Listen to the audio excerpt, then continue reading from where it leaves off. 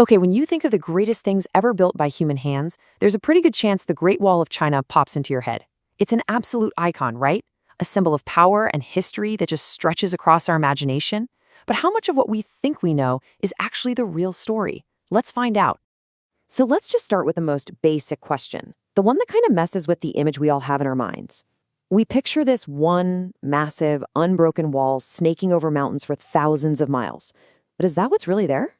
And the answer is a big, fat no. This is the most important thing to get. The Great Wall isn't one wall. It's a massive, sprawling defensive system, a whole network of walls, forts, and towers that were built and rebuilt by different dynasties over 2,000 years.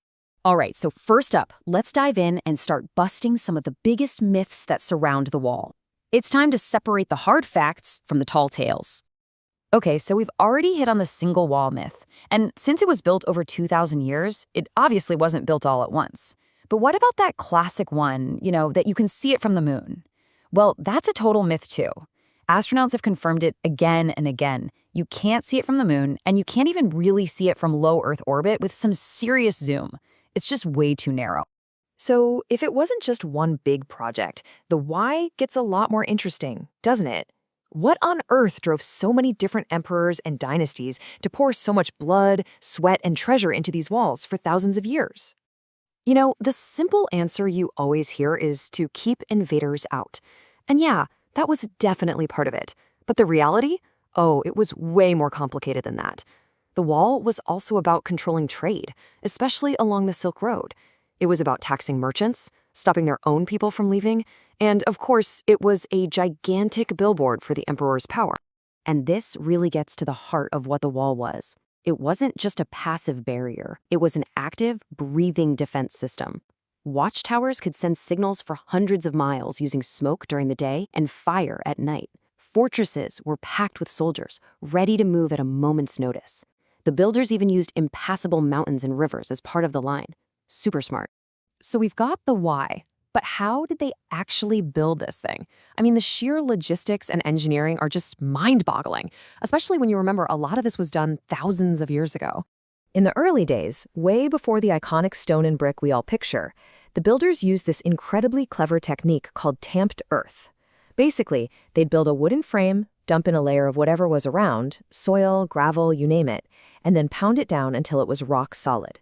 They'd just repeat that, layer by layer, creating these massive, super durable walls using nothing but the ground they were standing on. And you can see this evolution so clearly through the different dynasties. China's first emperor, Qin Shi Huang, started by connecting old walls using that tamped earth method. Then the Han Dynasty pushed it further west. But the grand, stone-faced wall we all recognize today, that's primarily the work of the Ming Dynasty. They were the ones who really mastered using bricks and stone to create the incredible fortress we see in pictures. Okay, but materials and techniques are only half the story, right? A structure this gigantic was built on the backs of millions of people. So who were they? Well, the workforce was basically a slice of the entire society. A huge chunk, about 40%, were soldiers, who had to both build and guard the frontier. But millions of peasants were also drafted, forced to leave their farms to go work on the wall. And then you had convicts and political enemies who were sentenced to brutal hard labor on the project. The human cost of this ambition, well, it was just astronomical. Get this, it's estimated that during the Qin Dynasty's initial building phase alone, as many as 1 million people died. They died from the harsh conditions, from accidents, from pure exhaustion. This immense suffering led to a pretty grim nickname for the wall among the people forced to build it. They called it the longest cemetery on Earth. It's a haunting phrase, and it's a powerful reminder that this wonder of the world was built with an unbelievable amount of human sacrifice.